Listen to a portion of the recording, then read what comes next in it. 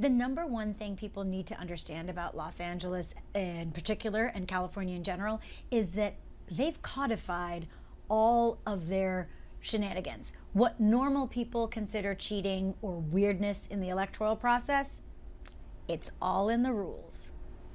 So I think definitely about 20, give it 15 or 20 years ago, voters passed something that sounded so good. They always sound so good at the beginning.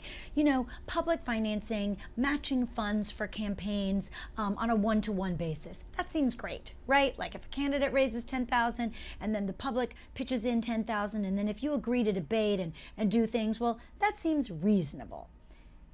And then it transmorgifies, as Calvin and Hobbes would say, into what we have today. This many-headed hydra of insanity where taxpayers are on the hook for $6 for every dollar raised by a City of LA candidate. That's in all the races, by the way, not just the mayoral race. This applies to city council races where we have many active DSA members currently sitting and running. And there's hoops that you have to jump through to qualify for matching funds.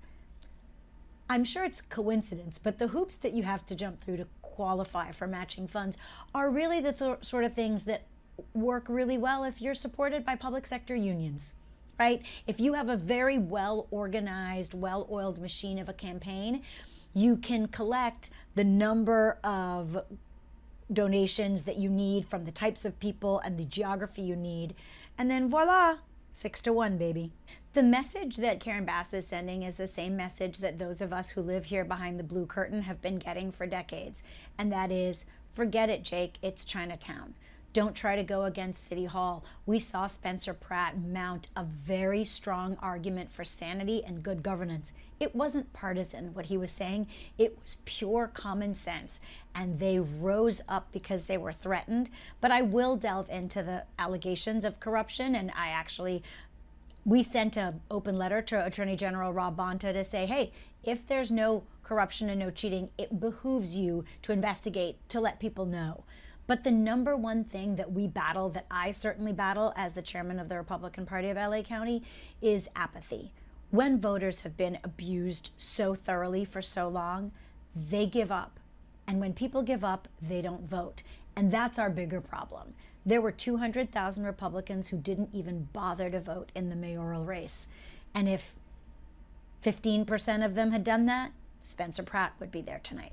On homelessness, the two candidates that we currently have for mayor are like a choice between a crap sandwich and a crap sandwich with lettuce.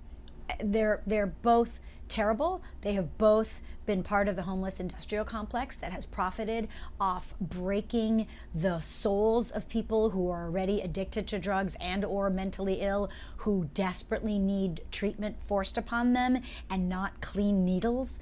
They're both terrible. And what they have done to profit off the thousands and thousands of people living and dying on our streets is nothing short of sinful. I think it's just the rest of the country doesn't understand what we're living under here. These jackbooted thugs like the woman who just passed unilaterally this tire change in California.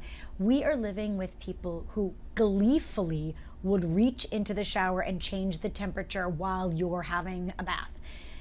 You can't understand the level of obsession they have with controlling our lives. We belong to the Leave Me Alone party, and California, being in the West, is the ultimate place where you should be free to write your own story, and that, I think, is the number one thing people have to remember. They need to send help. We have elected every single person in DC got there on California money, specifically money that came out of LA and Orange County and San Francisco. So those people should take a look in the mirror, remember how they got there, and dance with the one that brung them and send help.